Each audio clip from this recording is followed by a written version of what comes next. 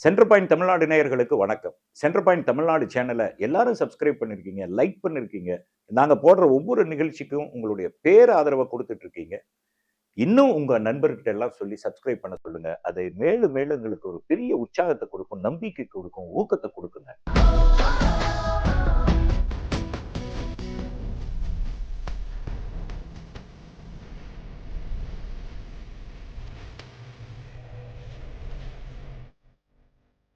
ஒருத்தருடைய வெற்றியை கொண்டாடுறது இருக்குல்ல, அது ஒரு பெரிய சுகங்க.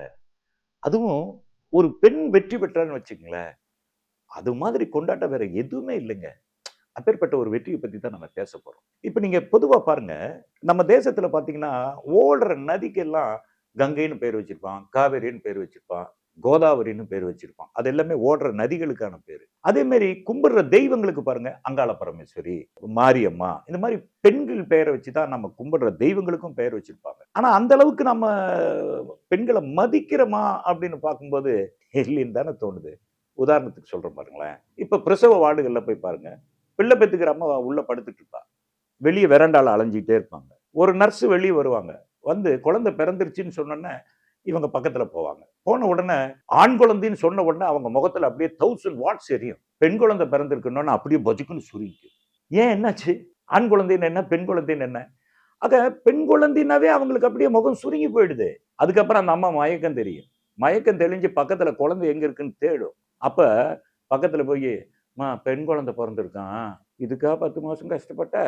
அப்படிம்பாங்க. அந்த அம்மாவுக்கும் அந்த சோகத்தை ஏத்திருவாங்க. அதுக்கப்புறம் பாருங்க, அந்த பெண் குழந்தை பிறந்துருச்சுன்னா, அத ஒரு கொண்டாடுற சமூகமாவே இன்னும் நம்ம மாறல.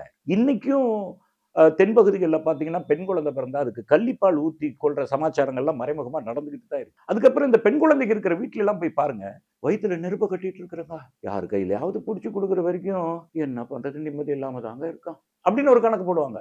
என்னன்னா, பெண் குழந்தை பிறந்த உடனே இவன் ஒரு கணக்கு போட ஆரம்பிச்சிடுறான். 100 பவுன் நகை போடணும். இன்னைக்கு தங்கம் விக்கிற விலையில பெண் குழந்தை பிறந்துருச்சுங்க அப்படிம்பான். இப்படி அந்த பெண் குழந்தைகளை சப்ரஸ் பண்ணி அவங்களுக்கே ஒரு தாழ்வு உணர்ச்சிய ஊட்டிடுற சமூகமா தான் இன்னைக்கு நம்ம வாழ்ந்துகிட்டு இருக்கோம். அதே மாதிரி பாருங்க, இந்த ஊர்களுக்கு ஒரு பொது புத்தி கட்டமைச்சிருப்பாங்க. ஒரு பையன் மதுரையிலேருந்து ஒரு இன்டர்வியூக்கு சென்னைக்கு வரான் அல்லது பெங்களூருக்கு போறான் அப்படின்னா, எங்க இருந்துப்பா வர்ற? அப்படியே சர்டிஃபிகேட்ட பார்ப்பான். எந்த ஊருப்பா? அப்படிம்பா.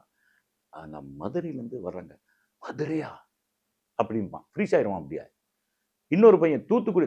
தூத்துக்குடியாம்பா! அப்படியே ஷாக் ஆயிடுவான். இன்னொரு மாவட்டம் ஏதாவது சிவகங்கை மாவட்டம்னு, சிவகங்கையா? அப்படிம்பான். இப்படி ஒவ்வொரு ஊருக்கு ஒரு பொது புத்திய கட்டமைச்சு வச்சிருப்பாங்க. இப்ப என்னமோ மதுரையில இருக்கிற எல்லாருமே ரவுடி மாரியும், திருநெல்வேலியில இருக்கிற எல்லாருமே அருவாள தூக்கிட்டு திரியிற மாரியும், தூத்துக்குடியில இருக்கிறவன் எப்பவுமே நாட்டு வீடுகளோட தெரியிற மாரியும் ஒரு பொது புத்தி. எல்லா ஊர்லயும் நல்லவனும் இருப்பான், கெட்டவனும் இருப்பான், முள்ள மாரியும் இருப்பான், முடிச்சவங்கியும் இருப்பான். அப்படித்தானங்க ஊர் இருக்கு. அது மாதிரி சென்னையில பார்த்தீங்கன்னா, பகுதிக்கு ஒரு பொது புத்திய கட்டமைச்சிருப்பாங்க. எந்த பகுதின்னு கேட்டு, நான் மயிலாப்பூர். மயிலாப்பூரா? ஆம்பான். ட்ரிப்ளிகன். ட்ரிப்ளிகனா? அதே மாரி வியாசர். வியாசர்பாடியா? அப்படிம்பான். ஓட்டேரின்னு இன்னும் பயந்துக்குவான். இப்படி ஒவ்வொரு பகுதிக்கு ஒரு பொது புத்தி கட்ட வச்சிருக்காங்க. இப்ப வியாசர்பாடியில நல்லவங்களே கிடையாதா? ஓட்டேரியில நல்லவங்க கிடையாதா? பெரம்பூர்ல நல்லவங்க கிடையாதா? அப்படி பொது புத்தியும் கட்டி வச்சிருப்பாங்க. அப்படிப்பட்ட ஒரு பொது புத்தி கட்டப்பட்ட பகுதி தாங்க கண்ணகி நகர். கண்ணகி நகரா? இவங்கள பொறுத்தளவுக்கு கண்ணகி நகர்ல கஞ்சா விக்கிறவன், பிட்பாக்கெட் அடிக்கிறவன், குற்ற பின்புலம் உள்ளவங்க எல்லாருமே கண்ணகி நகர்ல இருக்கிறதா இவங்களா ஒரு பொது புத்திய கட்டமைச்சு வச்சிருப்பாங்க. அந்த கண்ணகி நகர் பகுதி பார்த்தீங்கன்னாங்க, இன்னைக்கும் அடிப்படை தேவைகளுக்காக போராடிட்டு இருக்கிற மக்கள் தான். எல்லாரும் உழைச்சு சாப்பிடுற மக்கள். கடினமா உழைக்கிறவங்க. காலையில வேலைக்கு போனா நைட்டு 10, 11 மணி வரைக்கும் பயங்கரமான கடுமையான வேலைகளை செஞ்சு உழைச்சிட்டு வர்ற மக்கள் தான் அங்க வாழ்ந்துட்டு இருக்காங்க. அடிப்படை தேவைகள் கூட அங்க இல்ல.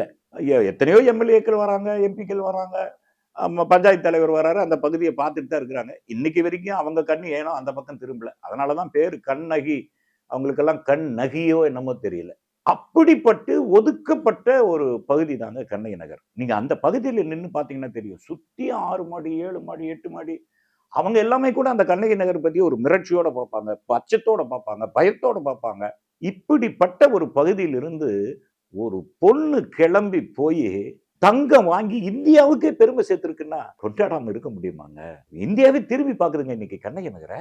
இப்படி கண்ணகி நகர்னாவே அச்சம் நிறைந்த ஒரு பகுதியா மக்களால் நினைக்கப்பட்ட அந்த பகுதி இன்னைக்கு உலகமே கொண்டாடக்கூடிய ஒரு பகுதியா மாத்தி இருக்குன்னா தங்க மகள் கார்த்திகா தாங்க அது காரணம். அந்த கார்த்திகாவினுடைய பின்புலத்தை பார்த்தங்க. உண்மையாலுமே மிரண்டு போயிட்டேங்க. அவங்க அப்பா சென்ட்ரிங் வேலை செய்றவரு. சென்ட்ரிங் வேலை தெரியல. கம்பி வளைக்கிற வேலை. நீங்க வெய்ய காலத்துல அந்த கம்பிய புடிச்சு பாருங்களேன். அப்படியே சூர்ல அந்த தசை சுருங்கி போயிடும். அந்த மாரி ஒரு கடுமையான வேலை செய்றவரு அந்த கார்த்திகாவுடைய அப்பா. அம்மா வந்து தூய்மை பணியாளர். இவங்க எல்லாம் செய்யற அழுக்குகள சுத்தம் பண்ணி, அதுல ஜீவனம் பண்ற ஒரு குடும்பம். கார்த்திகாவுக்கு ஒரு தங்கச்சி காவியா, அந்த பொண்ணு பேரு இப்ப 10வது படிச்சுட்டு இருக்காங்க. கார்த்திகா 12வது படிச்சுட்டு இருக்காங்க. அங்க இருக்கிற ஒரு அரசு பள்ளியில. அதுல கூட ஒரு பொது புத்தி இருக்கு. பிரைவேட் ஸ்கூல்ல படிக்கிறவங்க எல்லாம் ரொம்ப நல்லவங்க மாரியும், அரசு பள்ளியில படிக்கிறவங்க எல்லாம் என்னமோ படிக்கிறாங்க. இன்னைக்கு அரசு பள்ளியில படிச்ச கார்த்திகா இந்தியாவுக்கே பெருமை சேர்த்திருக்குங்க. 12 வயசுல அதுக்கு அந்த கபடி ஆசை வந்திருக்குங்க ஒரு பொண்ணுக்கு. கபடின்னு உடனே அது டவுசர் போடணும், அந்த பனியன் போடணும். ஒரு பொண்ணா டவுசர் போடுறா, ஒரு பொண்ணா பனியன் போடுறா. இப்படி ஒரு தடை. உங்களுக்கே தெரியும். ஒரு பொண்ணு விளையாட்டுல முன்னேறி வரணும்னா அதுக்கு என்னென்ன தடை இருக்கும். ஒண்ணு, அவ பெண்ணா பிறந்தது ஒரு தடை. அவ வீட்டினுடைய பொருளாதாரம் ஒரு தடை. அவ பிறந்த சமூகம் ஒரு தடை. இவ்வளவு தடைகளையும் உடைச்சு ஒரு பொண்ணு மேல வந்து ஜெயிக்கிறாள்னா நினைச்சு பாருங்க. அது ஒரு பிரம்மாண்டமா இருக்குல்ல. அப்படி அரசு மேல்நிலை படிச்ச அந்த பொண்ணுக்கு, கார்த்திகா பொண்ணுக்கு 12 வயசுல அந்த கபடி விளையாண்டு சாதிக்கணுங்கிற எண்ணம் வந்திருக்குங்க. அந்த எண்ணத்தை எப்படி அது ஈடேத்த முடியும்? எல்லாத்துக்கும் எண்ணம் வரும். அதை செஞ்சு காமிக்கணும்ல. அதுக்கு ஒரு தூண்டுகோல் வேணும்ல. அப்படி ஒரு தூண்டுகோலா இருந்தவர் தான் ராஜுன்னு ஒரு. அவரு இந்த பொண்ணுகிட்ட இருக்கிற அந்த ஆற்றலை புரிஞ்சுக்கிட்டாரு. எப்படியாவது இந்த பிள்ளைய மேல கொண்டு வரணும் அப்படின்னு அவர் நினைச்சு அவரும் படாத பாடுபட்டிருக்கிறாருங்க. அவங்க வீட்டுனால ஒன்றும் செய்ய முடியாதுங்க. 2 பெண் பிள்ளைகளை படிக்க வைக்கிறதே அவங்கள பொறுத்த அளவுக்கு பெரிய விஷயம். இதுல விளையாட்டுக்கு வேற ஏதாவது செய்யணும்னா என்ன பண்ண முடியும்? அந்த ராஜு, அந்த கோச், அவரு தான் இந்த பொண்ணுனுடைய பின்புலமா இருந்து எல்லா உதவியும் பண்ணிருக்காரு. ஒருத்தர் உதவி செய்யறாங்க, அந்த உதவியை பற்றி மேல வந்துடணுங்கிற அந்த வெறி. அந்த பொண்ணு கடுமையான பயிற்சி, கொஞ்ச நெஞ்ச பயிற்சி இல்ல, கடுமையான பயிற்சி. பசி, தூக்கம் எல்லாத்தையும் மறந்தும் பயிற்சி, பயிற்சி, பயிற்சி, பயிற்சி. ஒரு சரியான வீராங்கனையா மாறினாங்க. அவங்க ஒரு டீம் அமைக்கிறாங்க. எல்லா போற பக்கமெல்லாம் வெற்றிய தட்டிட்டே வந்துட்டு இருக்கு அந்த பொண்ணு. அந்த பொண்ணு SGFI தேசிய அளவிலான டீம். அதே மாதிரி Khelo India federation and nationals அப்படி இதெல்லாம் தேசிய அளவிலான கபடி டீம்ஸ். அந்த டீம்ல எல்லாம் தன்னுடைய பங்களிப்பு கொடுத்து அதுல சாதனை பண்ணி 8 பதக்கங்களை வாங்கியிருக்காங்க. தமிழ்நாடு கபடி டீம்ல வந்து 5 முறை வந்து கேப்டனா இருந்திருக்கிறாங்க. இப்படிப்பட்டவங்க தாங்க கார்த்திகா. இவ்வளவு தடைகளை உடைச்சிருக்காங்க. உண்மையா சொல்ல போனா அவங்க சொல்ற தடைகள் எல்லாம் மென்மையா சொல்லிட்டு போயிட்டு இருக்காங்க. நமக்கு தெரியும். பிகில் படம், விஜய் பிகில் படம் பார்த்திருக்கோம். இன்னைக்கு ஓடிட்டு இருக்கிற பைசன் படம் பார்த்திருக்கோம். ஒரு தனி மனிதன் இவ்வளவு தடைகளையும் வென்று ஒரு அர்ஜுனா விருது வாங்குறான்னு பைசன்ங்கிற படத்துல தான் பார்க்கிறோம். அதே மாதிரி பிகில் படத்துல பாத்தீங்கன்னா அந்த கபடி டீம்ல இடம் பிடிக்கிறதுக்காக போராடுற போராட்டத்தை சினிமாவில் பார்த்திருக்கோம். நிஜத்துல கார்த்திகா அந்த தடைகள் எல்லாம் உடைச்சு தேசிய அளவிலான ஒரு போட்டியில கலந்துக்கிறாங்க. ஆசிய இளைஞர்களுக்கான கபடி போட்டி பக்ரைன்ல நடக்குது. அந்த பக்ரைன்ல பல போட்டிகள்ல ஜெயிச்சு ஃபைனலுக்கும் வந்துடுறாங்க. ஃபைனல்ல இவங்களை எதுக்குறது யார் தெரியுங்களா? Iran team. பொதுவாகவே உங்களுக்கு தெரியும். அந்த ஈரான், ஈராக் அந்த பகுதியில் இருக்கிற பெண்கள்லாம் சும்மா ஓங்குதாங்க இருப்பாங்க. நல்ல திடகாத்திரமா இருப்பாங்க. அவங்கள கம்பேர் பண்ணி பார்த்தா நம்ம பிள்ளைகள்லாம் கொஞ்சம் சாதாரணமா தான் இருப்பாங்க. ஆனா இவங்களுக்குள்ள இருக்கிற அந்த ஆற்றல் இருக்குல்ல, திறமை இருக்குல்ல, நுணுக்கம் இருக்குல்ல, அதுல அசத்தல்ங்க. உண்மையா சொல்லப்போனா கார்த்திகா விளையாண்ட அந்த போட்டியை பார்த்தாங்க. இந்த பொண்ணு தொடைய தட்டிட்டு அந்த எல்லைக்குள்ள அப்படி உள்ள போனா ஈரான் பொண்ணுங்க அப்படியே தொட நடுங்கிறாங்க. அவ்வளவு பயம். ஏன்னா போனா பாயிண்டோட தான் வருது.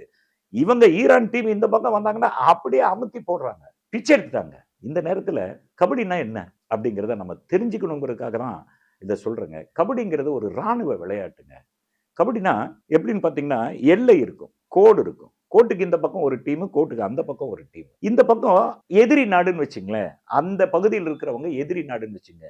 எதிரி நாட்டில இருந்து ஒருத்தன் உள்ள ஊடுருவி வரும்போது இங்க இருக்கிறவங்க எல்லாம் மனமாச்சரியங்களை மறந்து, சாதி மறந்து, மதம் மறந்து, எல்லாத்தையும் மறந்து கைகோத்து நம்ம எல்லைக்குள்ள பூந்த ஒருத்தரை மடக்கி பிடிச்சு அவங்க மூச்சை நிறுத்துறது. அதுதான் கபடி விளையாட்டு. இது ஒரு ராணுவ விளையாட்டுங்க. ராணுவ பாடம். எதிரி நாட்டுக்காரன் உள்ள நுழைஞ்சிட்டான்னா அவனை மடக்கி பிடிச்சு அவனை முடிச்சு தள்ளுறது. இதுதான் கபடி. அப்படிப்பட்ட ஒரு ராணுவ விளையாட்டுல கார்த்திகாங்கிற அந்த தங்க மகள் இந்தியாவுக்கே பெருமை சேர்த்திருக்காங்க. கண்ணகி நகரா பார்த்தவங்க, கண்ணகி நகரா பார்த்தவங்க, கண்ணகி நகரை கேவலமா பார்த்தவங்க, கண்ணகி நகரை அச்சமுள்ள ஒரு பகுதியா பார்த்தவங்க இன்னைக்கு கண்ணகி நகரை தூக்கி கொண்டாடுறாங்கன்னா அதுக்கு காரணம் தங்க மகள் கார்த்திகா அப்படிங்கிறத நம்ம மறந்துடக்கூடாது. இனிமேல் ஐயோ பெண் பிள்ளை பிறந்துருச்சா, ஐயோ வயிற்றுல நெருப்பு கட்டுறமே அப்படின்லாம் நினைக்காம, பெண்ணாய் பிறக்க மாதவம் செய்திட வேண்டுமம்மான்னு சொல்றாங்கல்ல, அது மாதிரி பெண் குழந்தைகள் பிறந்தா கொண்டாடுங்க.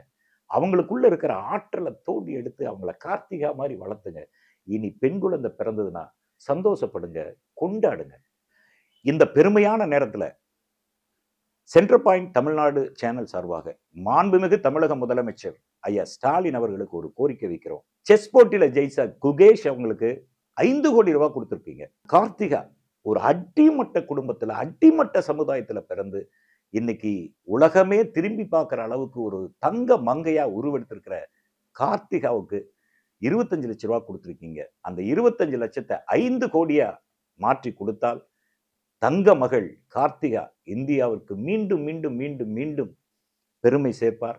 அதே மாதிரி அடிமட்டத்தில் இருக்கிற பெண் பிள்ளைகளுக்கு, ஒடுக்கப்பட்டு கிடக்கிற பெண் பிள்ளைகளுக்கு, அடக்கப்பட்டு கிடக்கிற பெண் பிள்ளைகளுக்கு நம்மளும் கார்த்திகா மாறி வரணுங்கிற உத்வேகத்தை கார்த்திகா ஊட்டுவார். அந்த நம்பிக்கை இருக்கு. அதனால தமிழக அரசு அந்த 25 லட்சம் ரூபாங்கிற தொகையை 5 கோடியாக மாற்றி தர வேண்டும் என்று சென்டர் பாயிண்ட் நேயர்களின் சார்பாக கேட்டுக்கொள்கிறோம்.